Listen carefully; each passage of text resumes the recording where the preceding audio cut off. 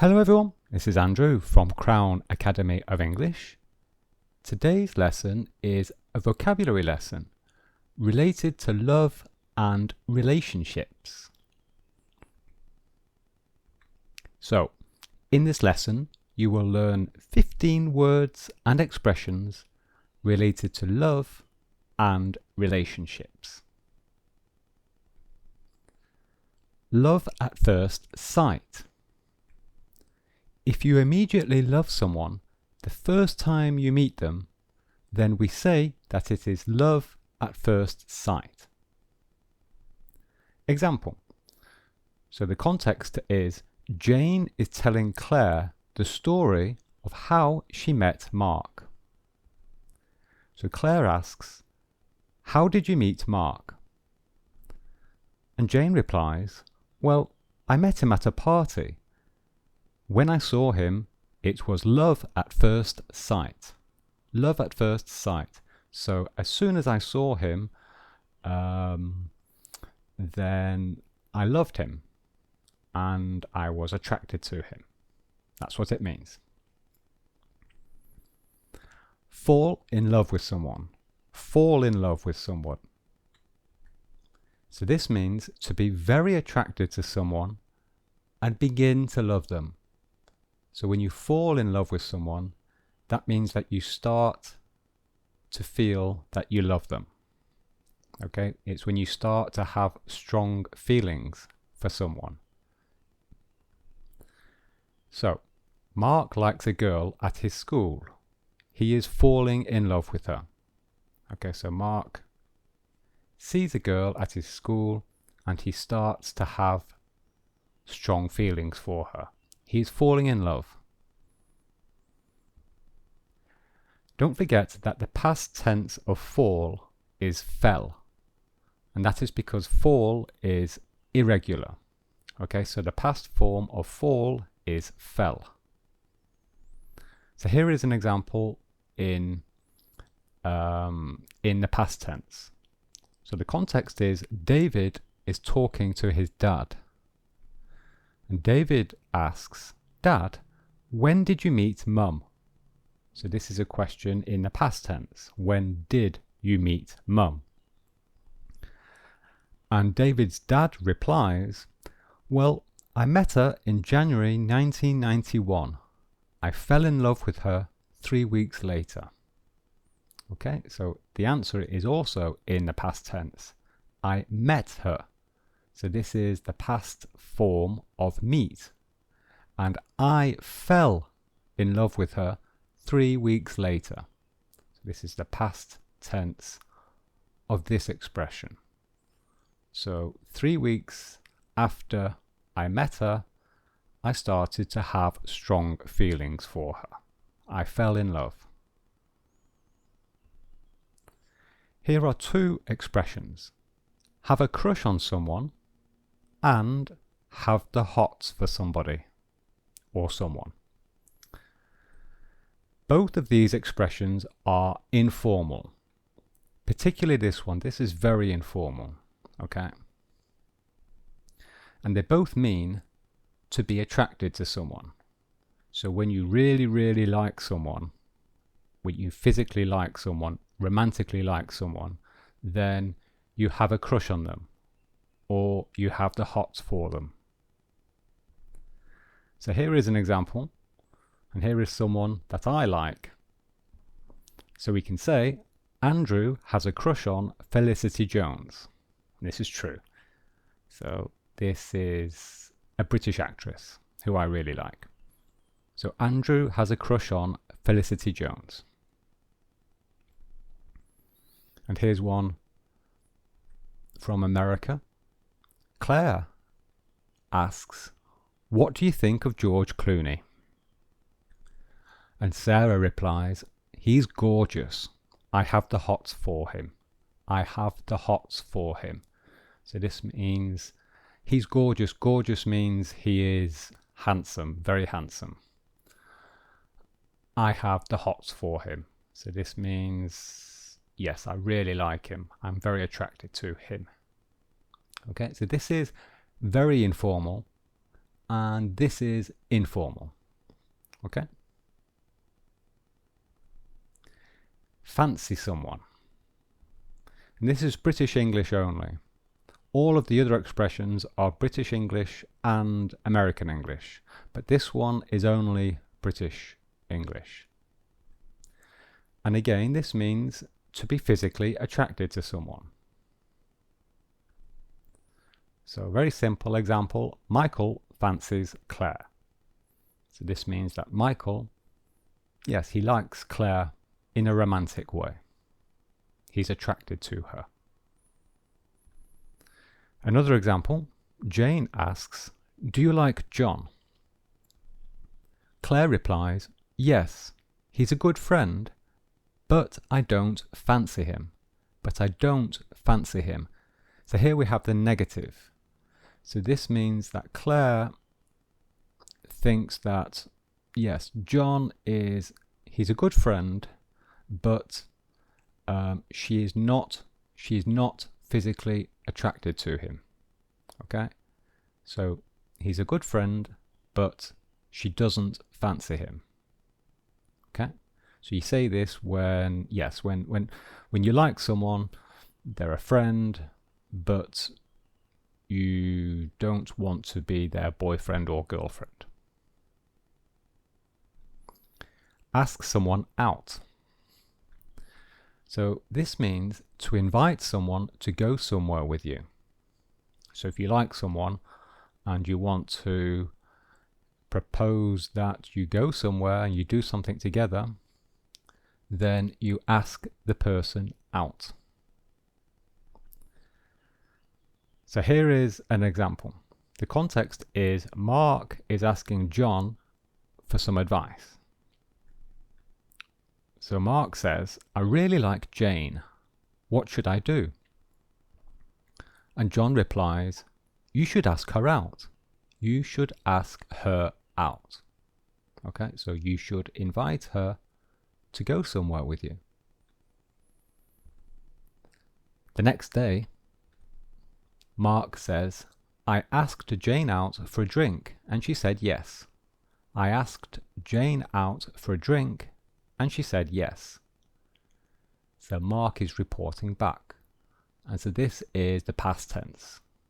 I asked Jane out. Notice we have for a drink. So we can have this expression, we can say ask someone out for a drink, ask someone out for a meal, okay, or we can say ask someone out to watch a film, okay, or ask someone out to go for a walk, okay. And so John replies, "Congratulations, when are you going out?" And Mark replies, "We are going on a date next week. We are going on a date next week."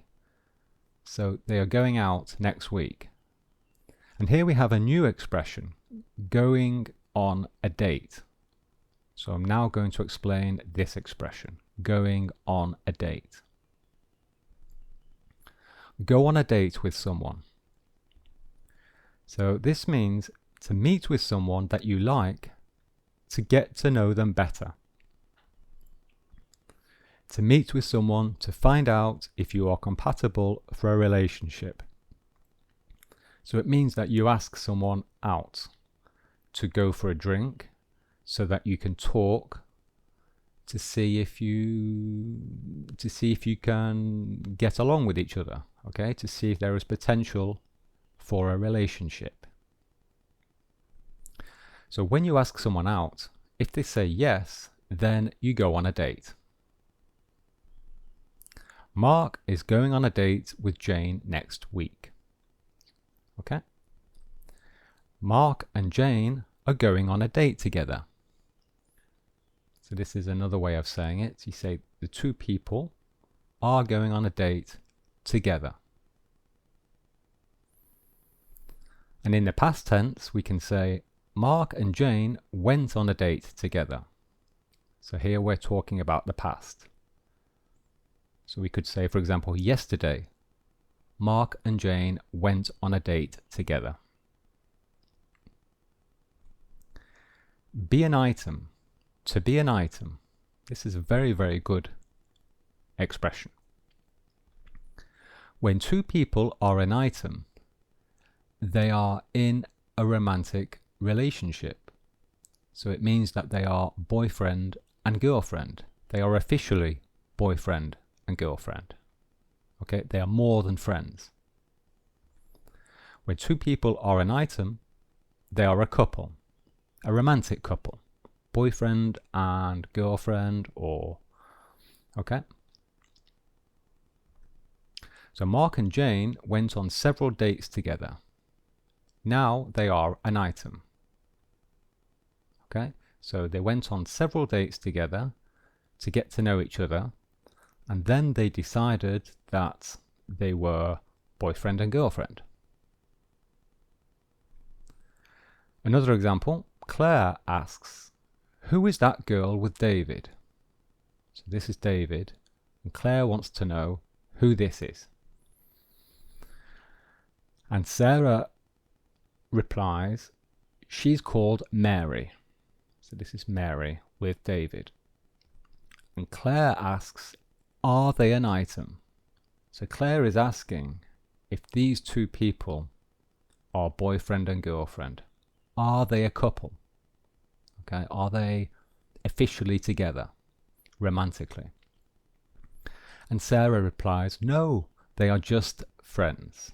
They are just friends." So they are not an item, they are just friends. Okay, so they are not a couple. Very good expression. Very. If you learn this vocabulary, people will be very impressed if you know this expression. Propose to someone. So we do this when the relationship is becoming serious. And this means ask someone to marry you. So Mark announces, "I'm going to propose to Jane tonight." So John says, "Good luck. I hope she says yes." And here he is. Mark is proposing to Jane on the beach. He is proposing to Jane on the beach. He is asking Jane to marry him. You can see here he's holding the ring. Okay? And Jane said yes. So that means that Jane and Mark are now engaged. Engaged. So what does this mean? Well, I'm now going to explain it. So, to be engaged. If someone is engaged, it means that they have agreed to marry someone. They have said yes. And engagement is the noun. And this is the period of time before the wedding ceremony. Okay? So during the engagement, the woman wears an engagement ring. So she wears an engagement ring on her finger. See it here. So when a man proposes to a woman and she says yes, then the man offers her an engagement ring, which she wears during the engagement until the wedding ceremony. Okay? Jane and Mark are engaged. Their wedding is next year.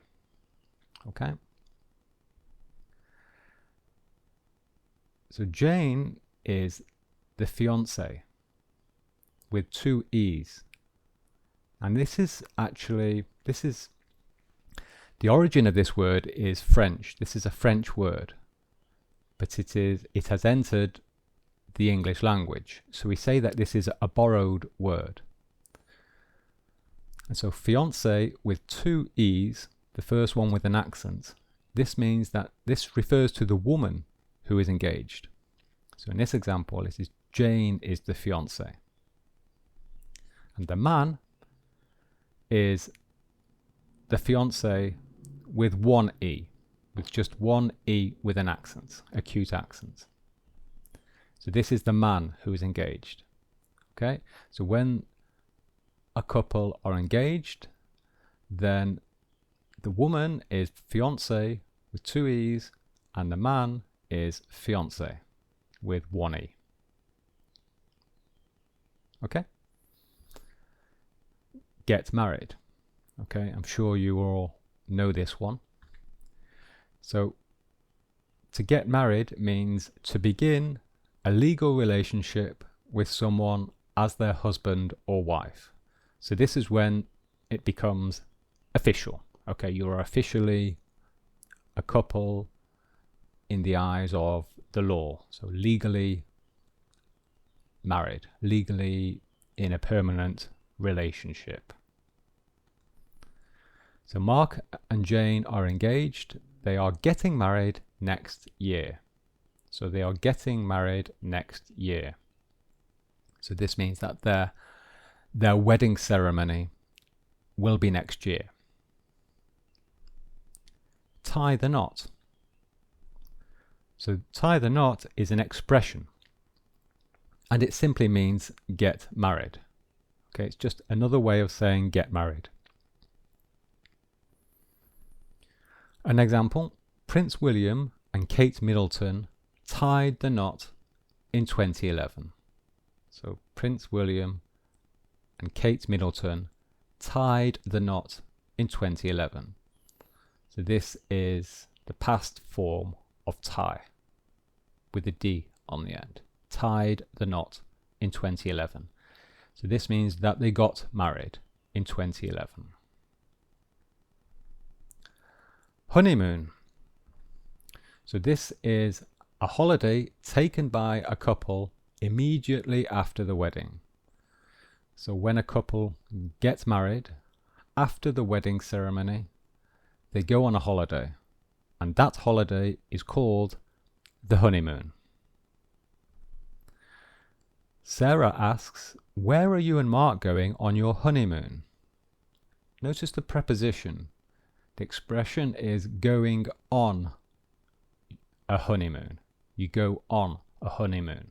It's like when you say going on a holiday. And Jane replies, we're going to Paris. Okay? Honeymoon. So that's the end of the lesson. Very quick. I'm just asking you simply to support me.